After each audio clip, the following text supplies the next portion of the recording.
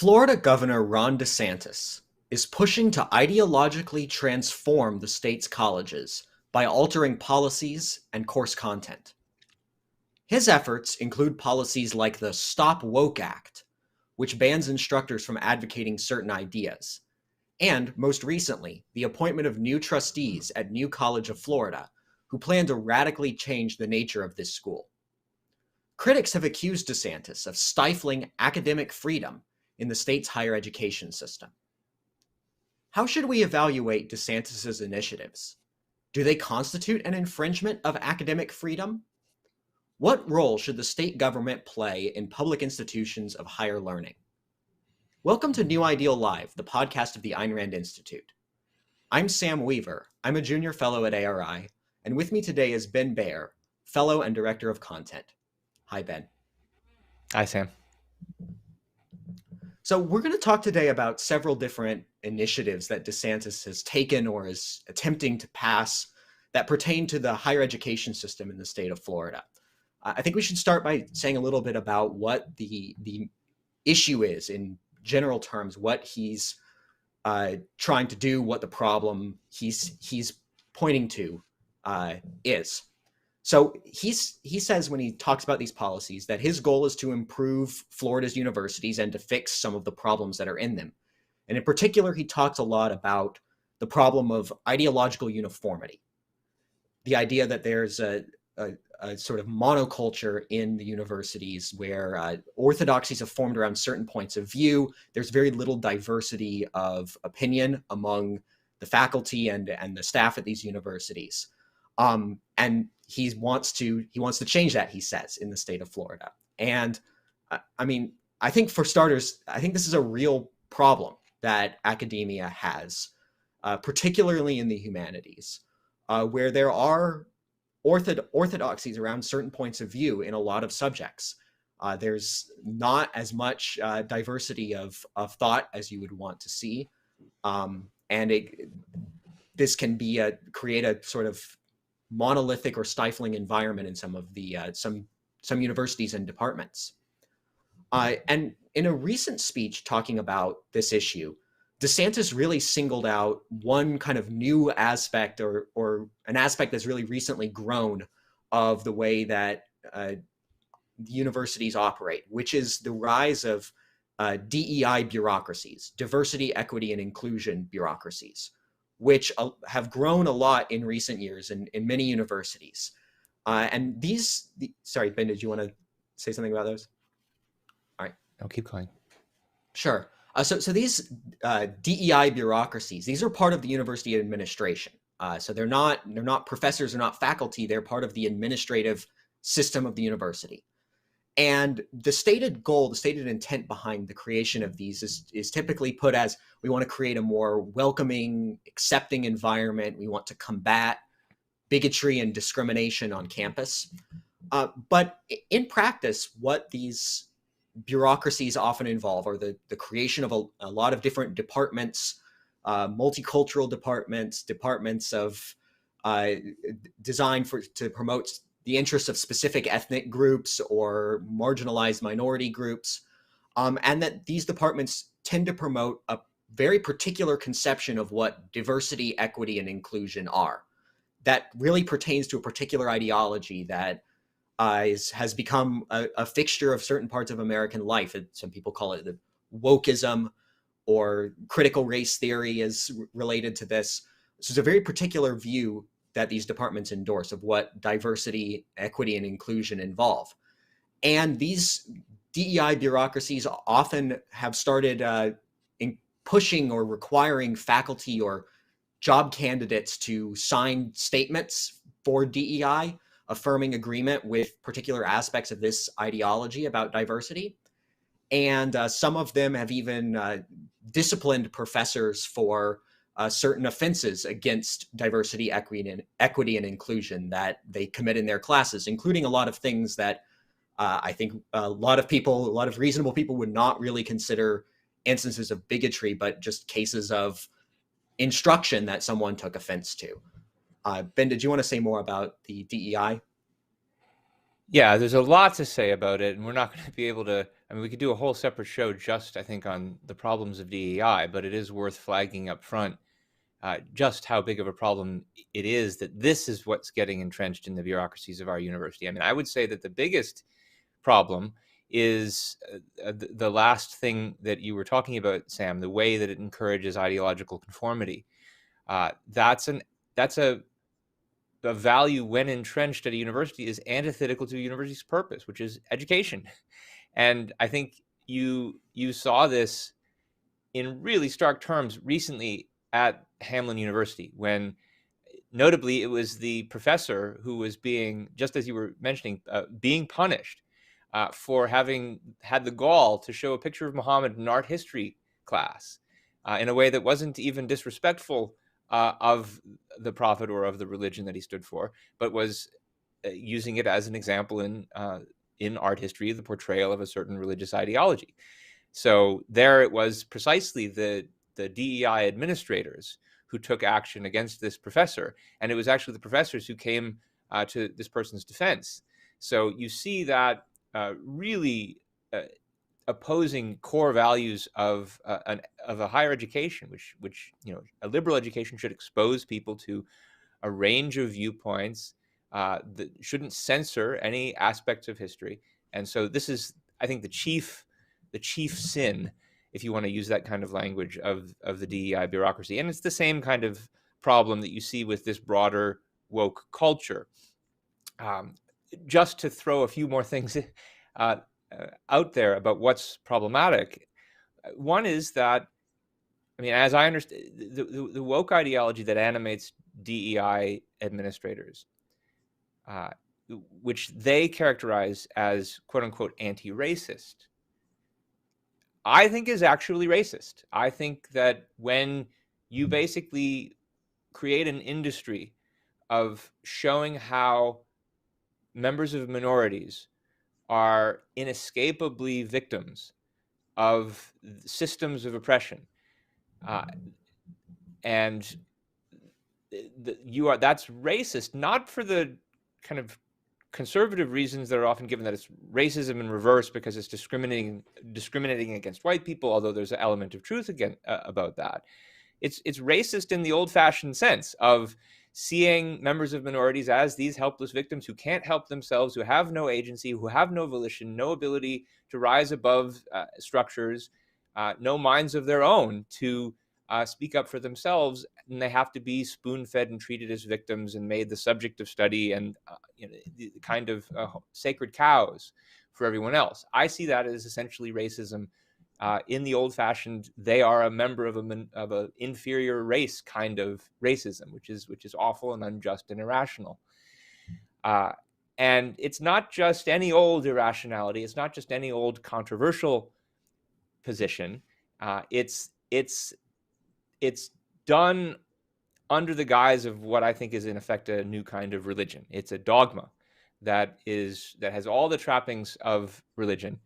And if you read John McWhorter's recent book, Woke Racism, he catalogs this in detail. I recently wrote an article about McWhorter's book.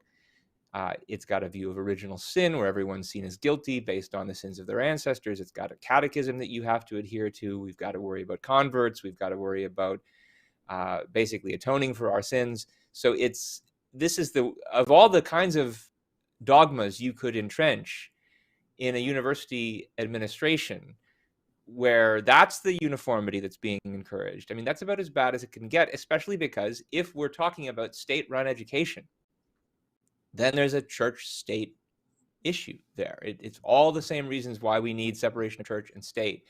We also need separation of intellectual dogma and state, and I think that's what we're having here. And I think, Sam, that connects to the next issue that you wanted to talk about, the relevant difference here between private and public institutions. Yeah, that's right.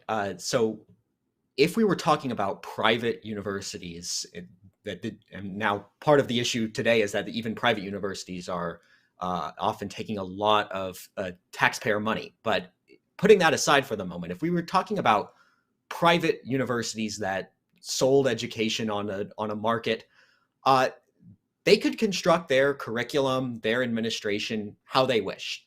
They could implement whatever sort of ideas they want. They could teach whatever content they chose in a course.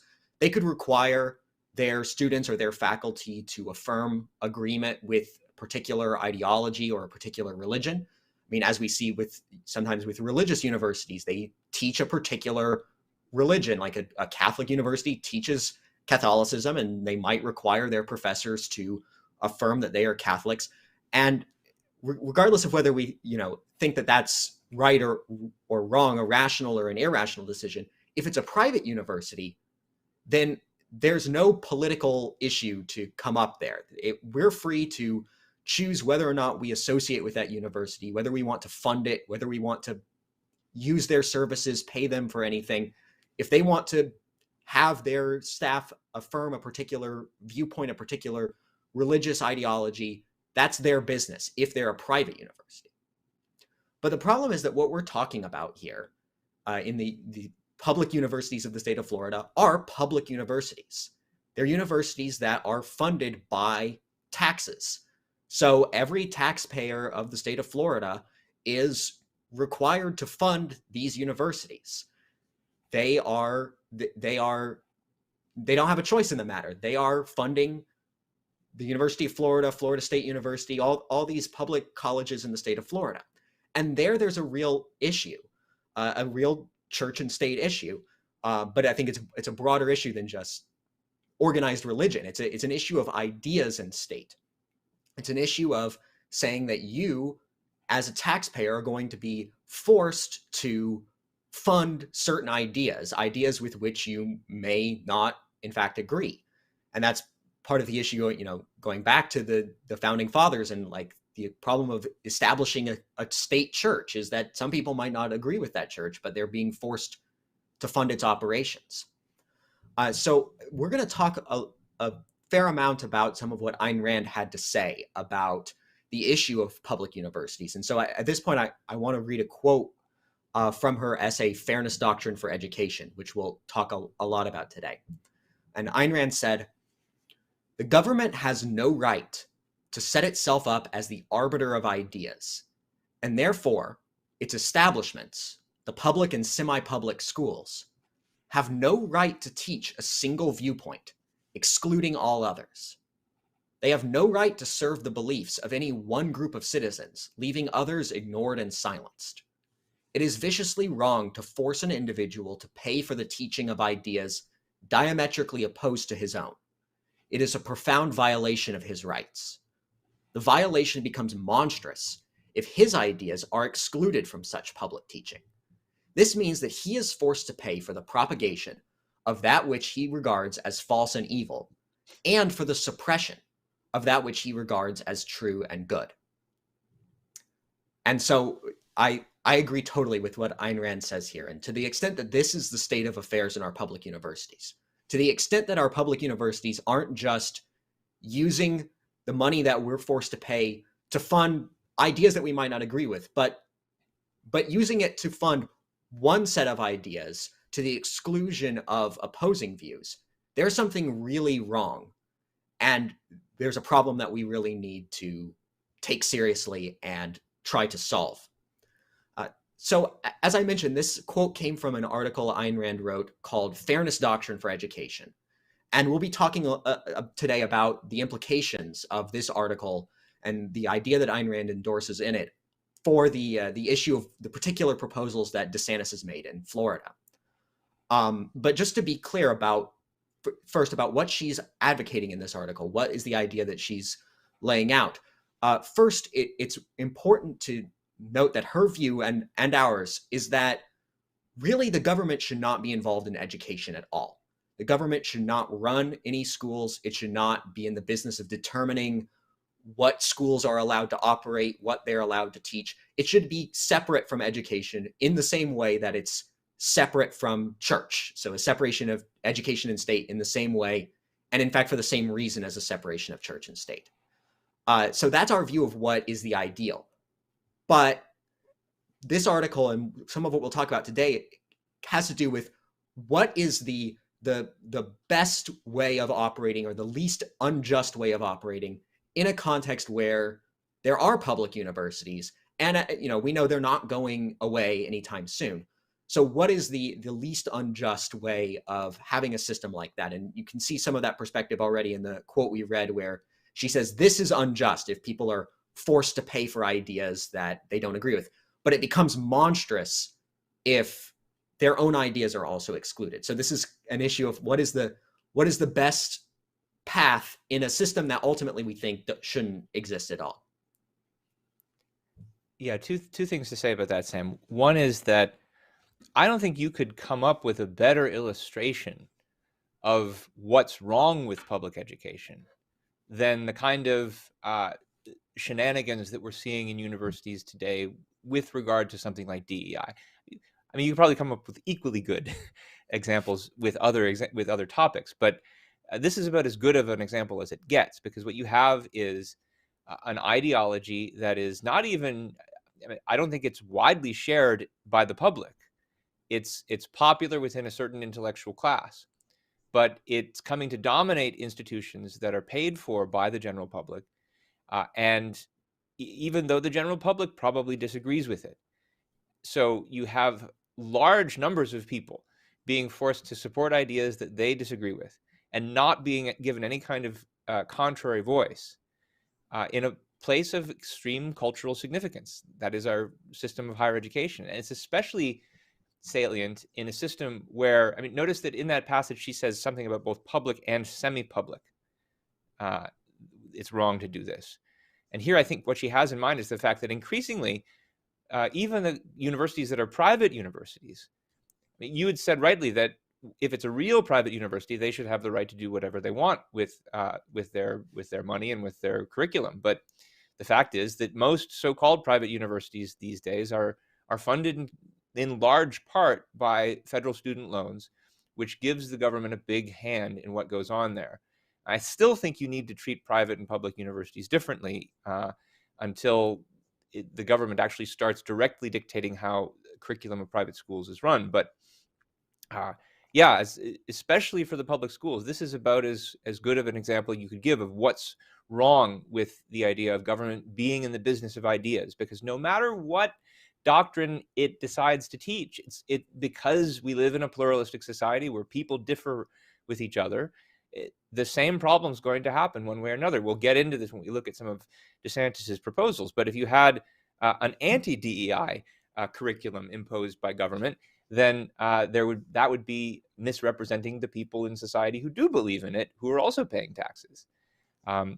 The other reason why this is important to discuss is that, I mean, it's Ayn Rand's view, at least, that ideas are what move the world.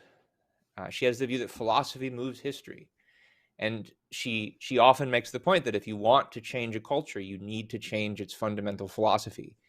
And this is something that we really care about at the Ayn Rand Institute, because we don't comment on the nitty-gritty of policy so much as we talk about the ideas behind policies. And that's because we have the conviction that if we want to change the culture, we need to change the ideas. And that often includes campaigns to influence what's going on in higher education, where a lot of students get their ideas from. So universities they're a crucial locus for cultural change. And so when you have a university system that's dominated by the government, that cuts off an important route for cultural change, especially to the extent that the curriculum and the staff are dominated by a single ideology. So that's why it's important that she makes this proposal that there needs to be some kind of transitional measure, recognizing the fact that universities' system is largely run by the government. It shouldn't be, but it is. And given the fact that it is, we need to think about how can we reform it in a way that pushes us closer to the kind of system that we should have, which is a system where education is private, where there's freedom. So yeah, Sam, let's take a look at what she actually proposes for how this could be done with the system as we currently have it. Sure. Yeah, so this idea of a fairness doctrine for education, Ayn Rand is advancing as a temporary measure to kind of put a pause on the move towards the total takeover of the universities by a monolithic viewpoint. And she's drawing on the fairness doctrine, which was originally an FCC, Federal Communication Commission policy that applied to television and airwaves. And one thing to note about this is that this policy was based on a premise, a false premise, and a premise she criticized elsewhere, that the airwaves are public property. But on this premise, on the premise that airwaves are owned by the public and merely licensed to television and radio stations, the FCC required that broadcasters present contrasting sides of controversial issues of public importance. So the idea was that if there was a debate that was going on about abortion, you would need to have people representing both the pro-abortion and anti-abortion sides on the TV show, or on your TV station. You need to give hearing to both sides of the debate. This policy is not in existence anymore, and partly it's sort of made obsolete by the existence of the internet, and that there's not nearly as much just limited airwave space. But this policy was in effect at the time that Ayn Rand wrote this article, and she took it as an idea that it has a lot of problems. In fact, she calls it a messy little makeshift of the mixed economy. She didn't think this was a good doctrine. She didn't think this was the way that airwaves should actually be run or should operate. And she didn't think this was the way that universities should ultimately be made to operate, because she didn't think there should be public universities. But her argument is that in the context of a system where the government, in the name of the public, owns the universities, this is a good doctrine to temporarily put in to prevent the takeover or the monopolization of the universities by a particular viewpoint. And so here's her argument for it. She says, if the public allegedly owns universities, as it allegedly owns the airwaves, then for all the same reasons, no specific ideology can be permitted to hold a monopoly in any department of any public or semi-public universities. In all such institutions, every significant viewpoint must be given representation. So this is the basic proposal, that you need to give representation to all the significant viewpoints within each department of a public or semi-public university. And now, just to be clear on how she qualifies this, another quote from the article, she says, it would not achieve actual fairness, impartiality, or objectivity, but it would act as a temporary impediment to intellectual monopolies, a retarder of the establishment's takeover, a breach in the mental lethargy of the status quo, and occasionally an opening for a brilliant dissenter who would know how to make it count. So this is her reason for proposing this as a temporary measure to fight back against the monopolization in the universities. And we'll have more to say about how she thought this should actually be implemented, how it should actually take effect, and how this relates to what DeSantis is doing in Florida. But first, I think, Ben, you wanted to say some more about the issue of fairness.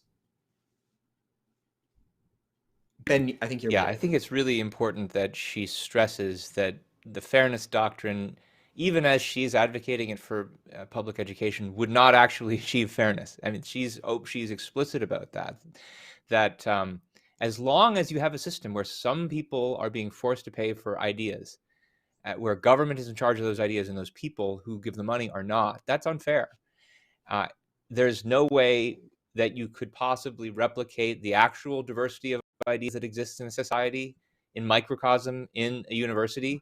I mean, I imagine she's probably thinking if some kind of system like this goes into effect, you'll get maybe more conservatives in academia, and it won't be all leftists. You probably still won't get too many objectivists, and that's what she would really like to see. So it's still not going to be fair, but there are more and less fair. There are more and less unfair ways to do this. You can be more unfair. You can be less unfair. She's saying this would be less unfair, in effect. And most importantly, there are ways that would be more or less likely to transition away from the very system that she's opposed to.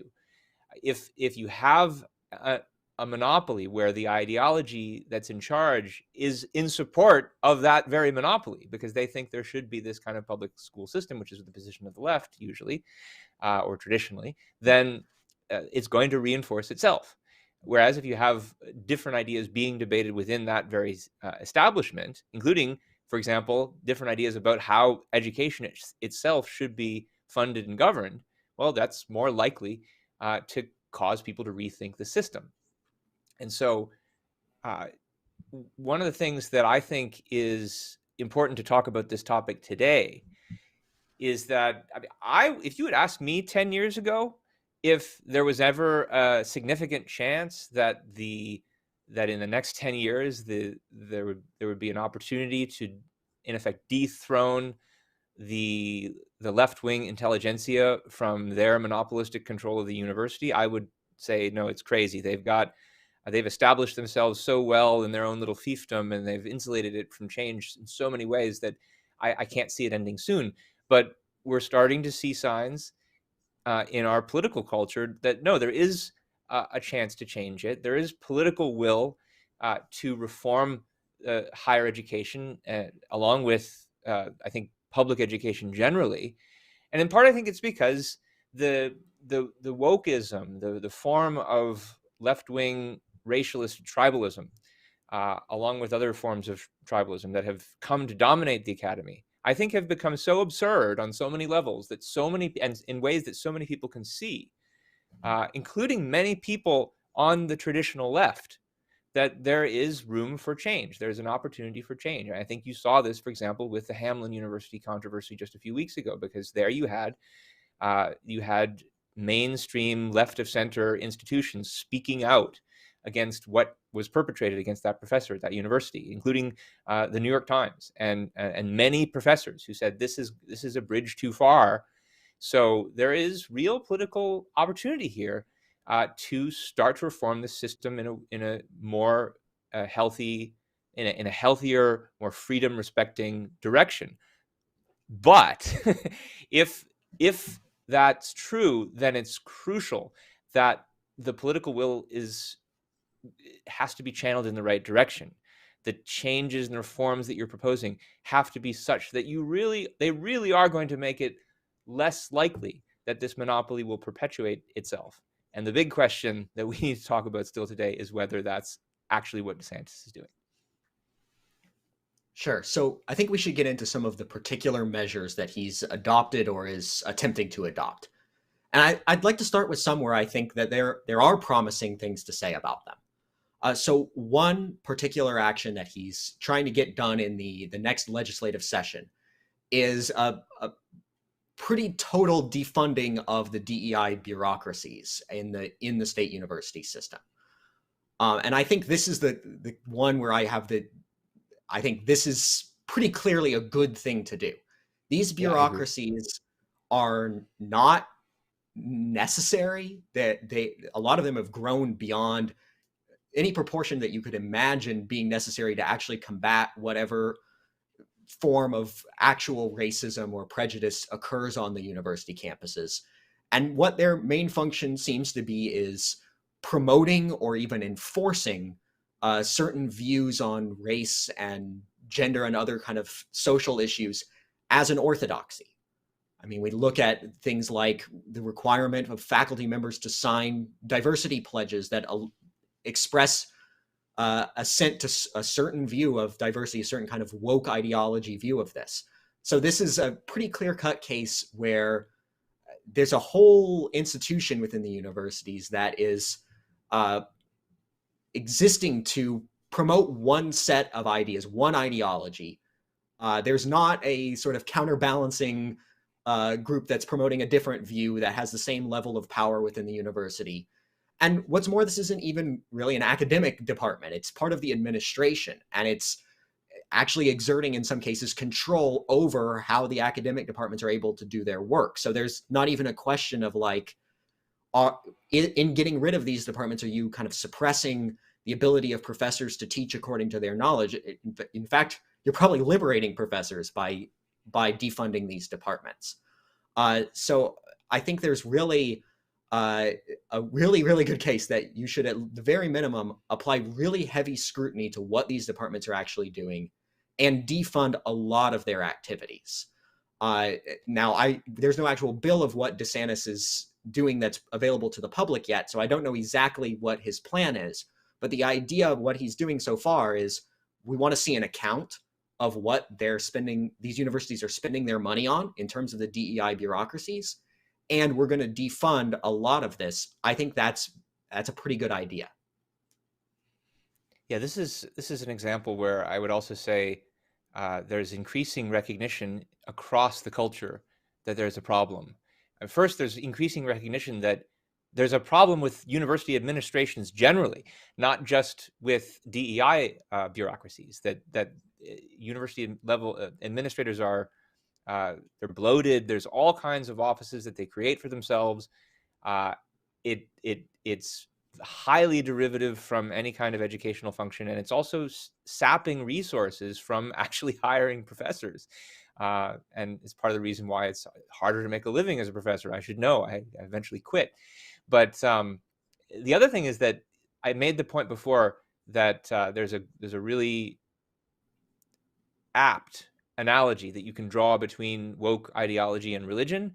And here you see that in spades, because if there is a grand inquisitor of the woke movement, it usually comes in the form of an administrator at a university and they sometimes engage in the equivalent of actual kinds of inquisition and witch hunts.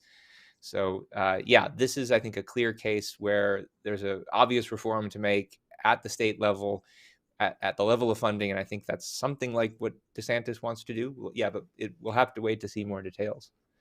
But there's something else that he wants to do where I think that we can say something positive about, Sam, and that's the New College of Florida.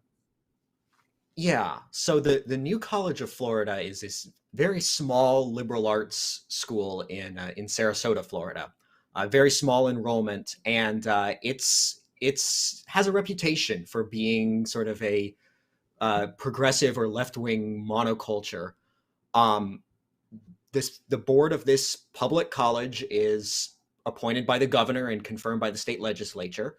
And DeSantis recently appointed a new slate of trustees who will join the existing board, have joined the existing board. And he appointed 6 new trustees who are typically, they're seen as conservatives, I think for good reason, and they are talking about how they want to make some pretty significant changes to the college, moving it in a new and different direction. And here I think there's a real opportunity for something good to come out of this, for something good to be done here.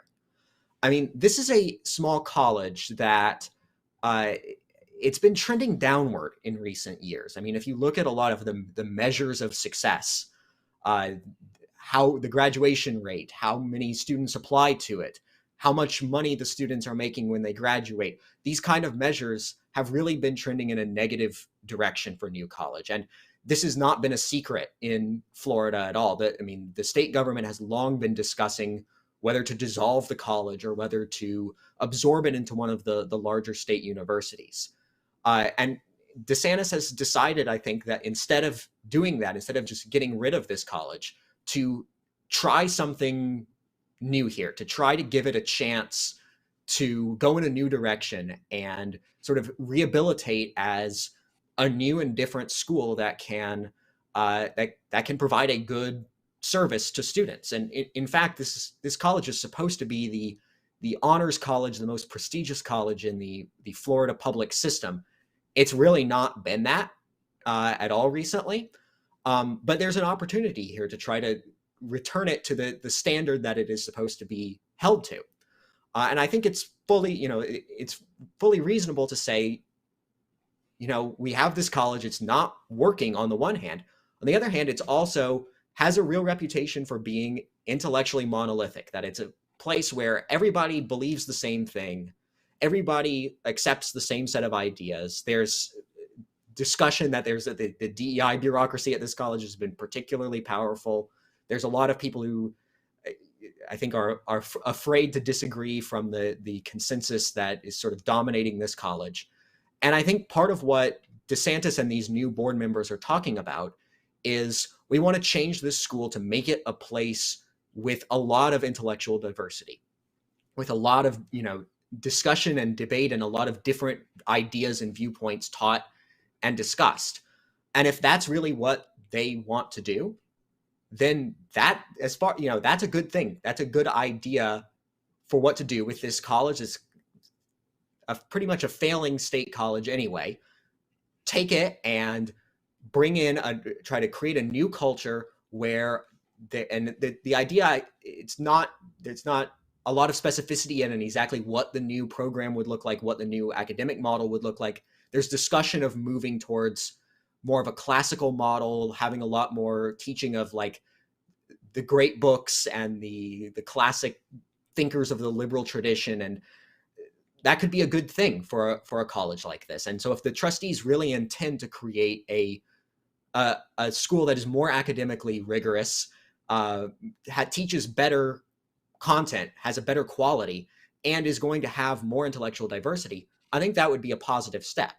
We still don't know exactly what they're going to do, but this is an idea that on its face could lead in a positive direction, I think.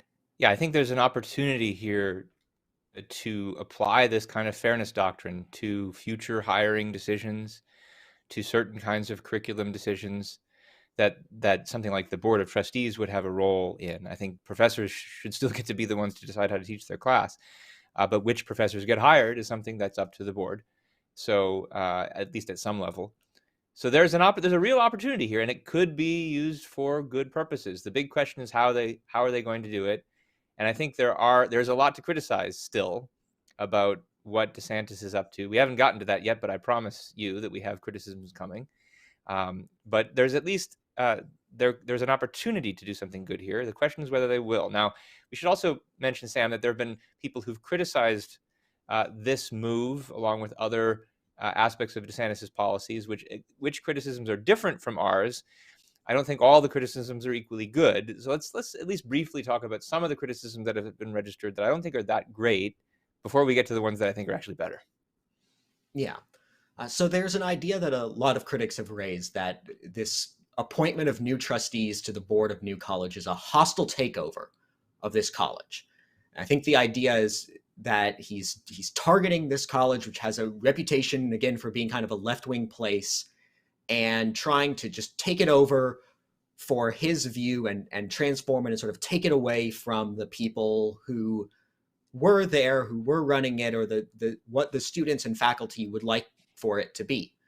Now, I think it's entirely possible that there's a political motivation behind DeSantis's decisions here. I mean, he's a politician. He has big time political ambitions. He has presidential ambitions.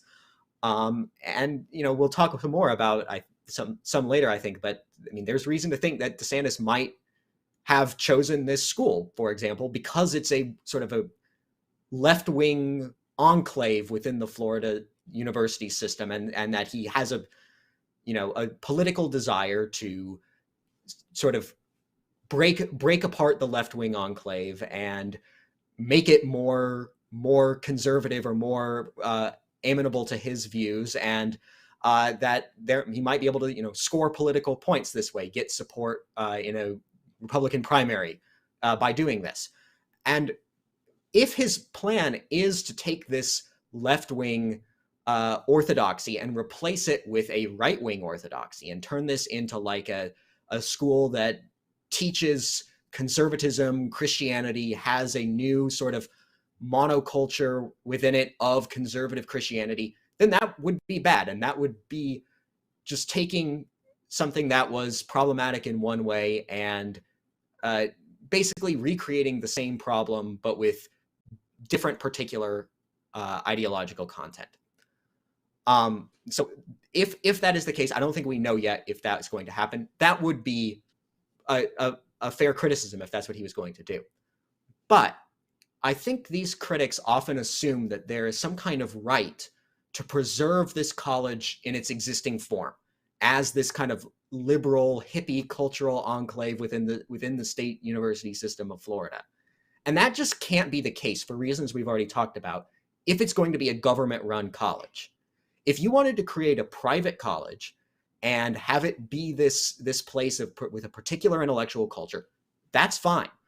But you can't require the state government to fund a school and then also have it be exactly the way you want it and totally immune to any changes or any form of intellectual diversity. So to the extent that that is what the criticism is about, it's not it's not, and it can't be a valid criticism. Yeah, for sure. Especially because, I mean, the idea that this is some kind of hostile takeover is goes against the simple fact that it's the governor's legal right to make these changes. There's nothing surreptitious here. There's no, it's all out in the open, go according to the procedures that are established. And he also pretty clearly has the support of the voters.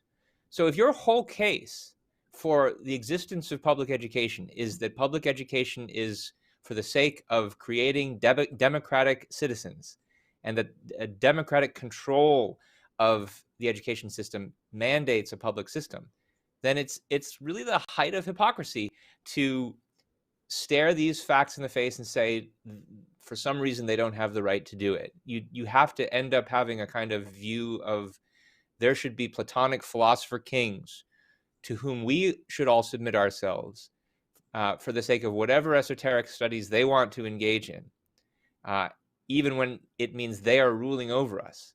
That's what the opposition to this comes off sounding like, advocacy of philosopher kings. Now, I don't myself think that the public education should be something that's democratically run. I don't think there should be public education. But by the standards that the left relies on to argue in favor of it, as long as it's going to exist, well, that's what standards will govern it, is the will of the voters. And it's pretty clear the voters are on the side of DeSantis here. Now, that still doesn't mean that what he's going to do with it is right. But we'll get to that soon. There's one other thing, though, that we should talk about, Sam, and that's the argument that some of the critics of DeSantis are giving, that what he's proposing is some kind of violation of quote unquote academic freedom. Yeah. I mean, this is asserted as an objection to really all of DeSantis's attempts to make changes to the public colleges in the state of Florida. It's the idea that, look, professors, faculty, they have a right of academic freedom, a right to decide what they're going to teach, what they're going to do in their classes. And the state government has to be hands-off and respect that right. And I think we'll have things to say about attempts in the state government to really dictate course content. We're not coming out in favor of that. We'll say more in a minute. But what can we say about this idea that there's such a thing as a right to academic freedom that professors at public universities possess? Just that there isn't one. Academic freedom is, in practice, the idea you have a right to a job because you're a professor, and that you have the right to maintain it without demonstrating any actual value of what it is you're producing to your employers, which in this case means the taxpayers. I think there are rights at stake in this question, and we're going to talk about those very shortly. But academic freedom is, in essence, the creation, it's the construct of a mixed economy, where you suppose that there's an academic class, and that with membership in that class, you're afforded certain rights. But when it's a system that is, by its nature, already violating the rights of the people whose funds are being used to support ideas they disagree with, well, there can be no right to violate rights. And so I think that criticism of what DeSantis is talking about is a non-starter. But Sam, let's now get to what we think are actually some problems with what he's proposing. And for those of you who've been following, who are big DeSantis fans, here's where we will start to disappoint you. Yeah, it's not all good. I mean, for one thing, let's start with New College. As I mentioned, it's not entirely clear what's going to happen next. There are some promising statements in favor of diversity of thought that we're hearing from DeSantis and from the new trustees. There are also some statements, though, that are somewhat more troubling. So DeSantis's chief of staff, James Uthmeier, said, "It is our hope that New College of Florida will become Florida's classical college, more along the lines of a Hillsdale of the South." So Hillsdale College is a private school, and it's an explicitly Christian school that it's pretty open about being conservative in its political orientation. And to the extent that the idea here is to, again, to take this kind of progressive monoculture and turn it into a conservative monoculture, particularly if religion and Christianity get involved, that would obviously be completely inappropriate for a public college. And it would really, again, be keeping the same problem, just changing the content of the views that are a monopoly in that institution. And, I don't know what to make of this, but one concerning moment in the recent kind of Board of Trustees meeting with this new set was that one of the trustees was making a really big deal about how we need to have a prayer to open the meeting of the Board of Trustees, and it has to be a particular kind of prayer, and there was some back and forth over this. That could be nothing, but it indicates, maybe there's a more religious direction that these trustees have in mind. Also on the subject of the new trustees, I think there should be a question as to why one of the trustees in particular was chosen. So one of the new trustees is Christopher Rufo, who has been also one of the most vocal spokesmen for the kind of the new six of the trustees. The other ones, most of them are people who have careers in academia, know something about higher education, have real qualifications in that field. Rufo, he's more of an activist. He doesn't really have credentials in education, doesn't really have the experience that you would expect for a college trustee. And he's known for being kind of a bomb-throwing conservative activist, leading campaigns against critical race theory, against Disney, not somebody with a lot of educational knowledge. So that's something that raises a question for me as what is the intent with this college? Is it to create a new school with high standards and intellectual diversity?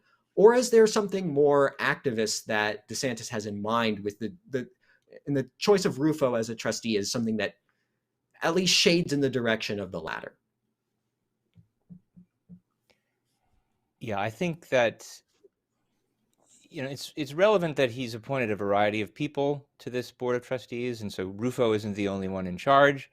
But you do have to take all of this in the context of the fact that the conservative movement generally, of which many of these trustees are members, is moving itself in the direction of a new form of collectivism. It's that there are many conservatives these days consider themselves nationalists. I said that there was an opportunity to change things for the better here, but public will, in the face of the problems of egalitarianism and leftism in universities, is easily manipulated in favor of just another kind of collectivism. And one of the passages that we didn't read for you from that essay, Fairness Doctrine for Education, talks about, she calls out the left-wing Marcuseans, the followers of Herbert Marcuse, who openly proposed to drive all dissenters off the university faculties. Marcuse was one of the progenitors of the New Left and had the view that you achieve cultural change by taking over institutions. Interestingly, Rufo's studied Marcuse, and he openly admits to having studied him for the purpose of learning the left's tactics. And I think you have to take that as a serious problem, that if they really are trying to set up just a new Hillsdale, but one that's sponsored by the government, then they're not trying to push us in a direction where this is just a transitional procedure that's going to get us out of the current monopoly. They're just trying to take over the monopoly on their own behalf, which will further entrench it. And that's not good. So there's an opportunity here, but I don't really trust the people who are being given this opportunity. Yeah. So I think we should take the remainder of our time to talk some about the Stop Woke Act, because this is, I think, the most direct form of government control over the content of classroom instruction that we've seen DeSantis take in recent years.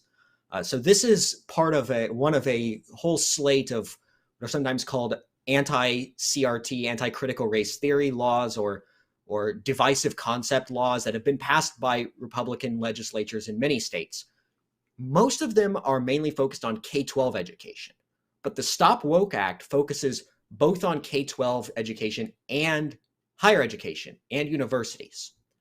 And the key provision of this act says that it constitutes discrimination to subject, this is in quotes, quote, subject any student or employee to training or instruction that espouses, promotes, advances, inculcates, or compels such student or employee to believe, end quote, any of 8 concepts. And I won't go through all 8 of the concepts, but here I'll list 3 of them. These are in quotes. A person's moral character or status as either privileged or oppressed is necessarily determined by his or her race, color, national origin, or sex. Members of one race, color, national origin, or sex cannot and should not attempt to treat others without respect to race, color, national origin, or sex. A person, by virtue of his or her race, color, national origin, or sex, should be discriminated against or receive adverse treatment to achieve diversity, equity, or inclusion. End quote. So that last one is advocacy of affirmative action, basically. So these are concepts that you are not allowed as a university professor to espouse, promote, advance, inculcate, or compel in your class. And if you do, you're guilty of discrimination against your students. They are allowed, the Act tells us, they are allowed if your, quote, training or instruction is given in an objective manner without endorsement of the concepts, end quote.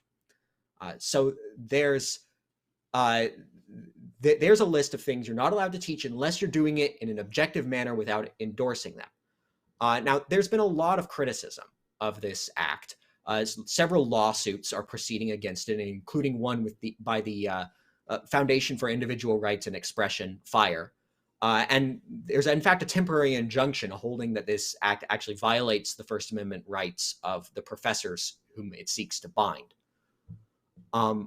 One thing to say about it, I think it should be clear from what I read, is that the law is pretty vague about what's permitted and what is not permitted. You're not allowed to promote these things. You're allowed to teach them in an objective context, but what constitutes promoting, espousing, advancing an idea?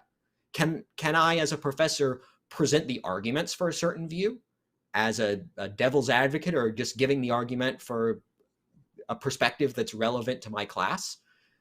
Can a professor say what their personal opinion is in the context of presenting both sides of a debate?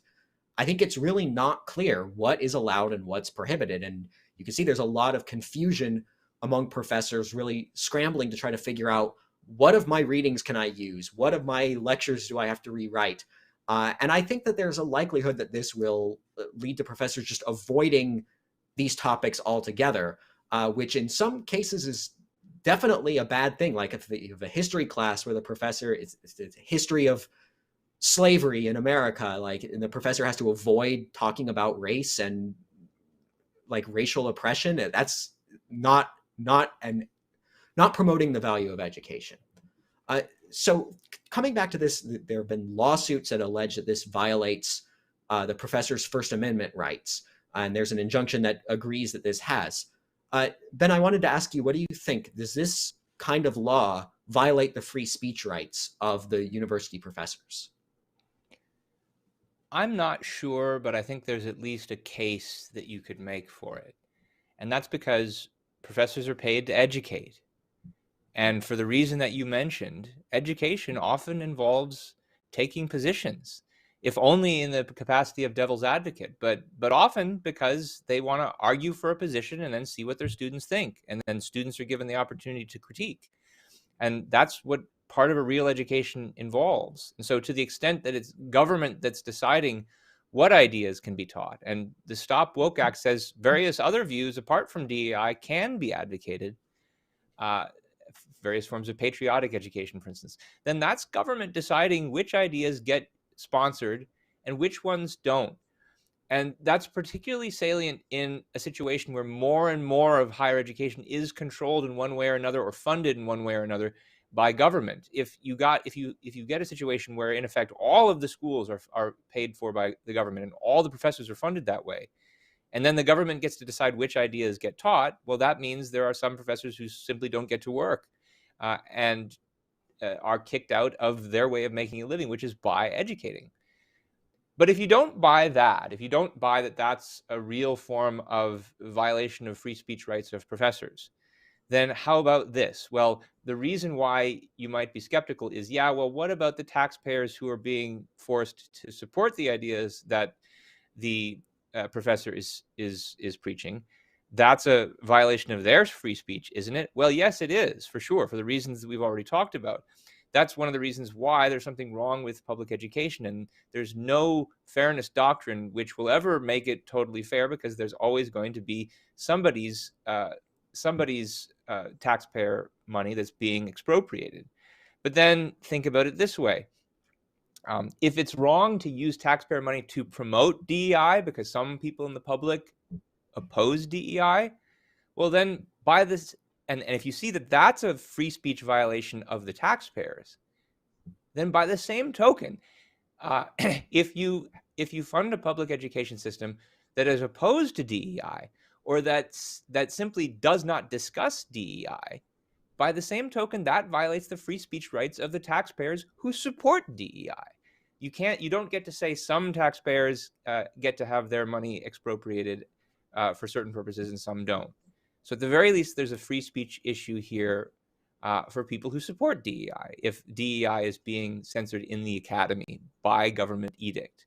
So one way or another, I think there's definitely a free speech issue here, and there's serious problems with this anti-woke act. And I don't know if I agree with the particular reasons that were given for the judge who put an injunction against these elements of it, but I definitely think there's something that a judge should rule against.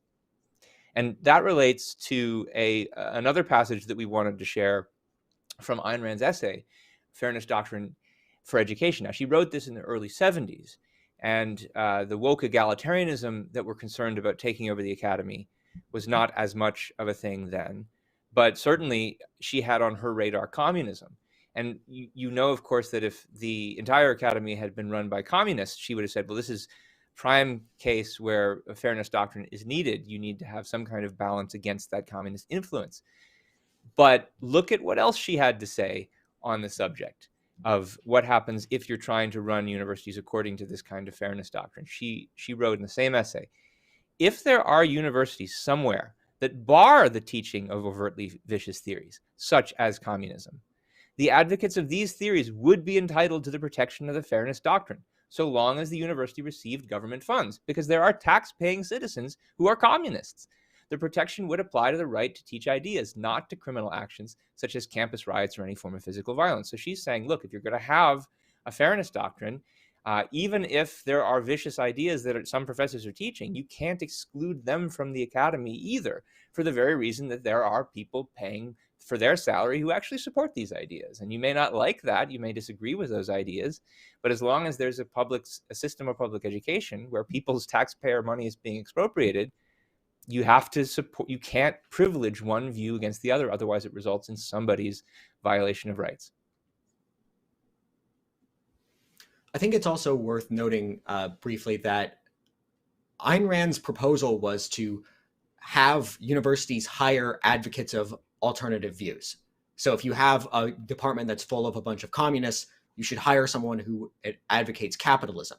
Not that you should try to make those communists stop arguing for communism and start arguing for capitalism. That's not the way to have an effective education, and she's clear that that's not what she's proposing. All right, Ben, do you have any final thoughts on this? Yeah, there's more that we could discuss about this, and I wish we had more time. But one last thing to point out is if you read this essay, and we're going to give you information soon on where to find it, Fairness Doctrine in Education, she also suggests that the way to implement this fairness doctrine is not through the mechanism that it's currently being implemented by someone like DeSantis.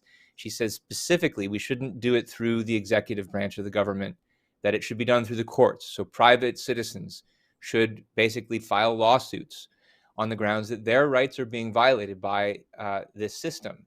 That's not what's happening right now. Instead, it's being done by executive decree. Now, admittedly, it's being done seemingly with the approval of the voters. But I think that what she's worried about is that when it's done by executive decree, when a governor has the power to set up a whole bureaucracy, that further entrenches the system rather than challenging it. And so I think there's a good case to be made here for this is not even the right angle of political reform, that it should be done through the courts, that there it's the private citizens who are taking the initiative. The courts decide there's something wrong with the system. They leave it up to the professors then to figure out a way to make their system compliant with the law. And so the agency then is there still with the professors. As a whole, I think leftist control of higher education is pushing us toward collectivism in this country. And so there's a real need to reform higher education, eventually to get rid of it. And there's an opportunity to do that right now. What worries me is that today's conservative right is going to spoil this opportunity and just push us further in the direction of its own variety of collectivism, entrenching its own monopoly over the system. And then when they lose power, there will be a backlash by the left and a further entrenchment of its institutions. What we need is an effort to think clearly about what it will take to end this monopoly and what transitional methods will make that more likely rather than less likely. What I fear is that the methods being used right now by DeSantis in Florida are simply going to make it less likely, that nobody is actually thinking about how to get rid of public education. And it's notable when you don't hear them talking about it. You don't hear them saying, we're doing this because we want to end the government monopoly on education. They're simply talking about getting their guys into power. Yeah, I agree. So let's take just a second to talk about some resources that you might want to look at to learn more about this topic. Of course, we've talked a lot about Ayn Rand's essay, Fairness Doctrine for Education. That's in her book, Philosophy, Who Needs It? And so you can read it there. We have a link to where you can read more about that book at bit.ly/Phil, PHIL, Who Needs It? Also, I did a podcast a few months ago with Onkar Ghate called Political Battles Over Education, where we talked about some of the political controversies that are going on in K-12 education. So it's a related issue, different age of education. So you might find that interesting. You can find that at bit.ly/education battles. I also want to mention the topic for next week's podcast, which will also be on Friday. It'll be Friday, February 24th. The topic will be the European response to the Ukraine war. The presenters for that will be Nikos Sotirakopoulos and Zimowit Gowan. So tune in for that. Please email us and send in your questions and your topics, ideas that you're interested in hearing us talk about in the future. We read your emails that you send to us. We reply to many, and many of them become the basis or become questions that we discuss in episodes. That email address is newideal@aynrand.org. Finally, if you enjoyed this podcast, please subscribe to our YouTube channel, and you can click the bell to receive notifications that will tell you when we go live or when we post new recordings or videos. And if you're watching this and you're enjoying it, please like, comment, and share the episode. That will help us attract new viewers to the channel, and do the same on other social media platforms as well. Thank you, everybody, for watching. Thank you, Ben, for discussing this with me. That's all I have. Thanks. Bye. Bye, everyone.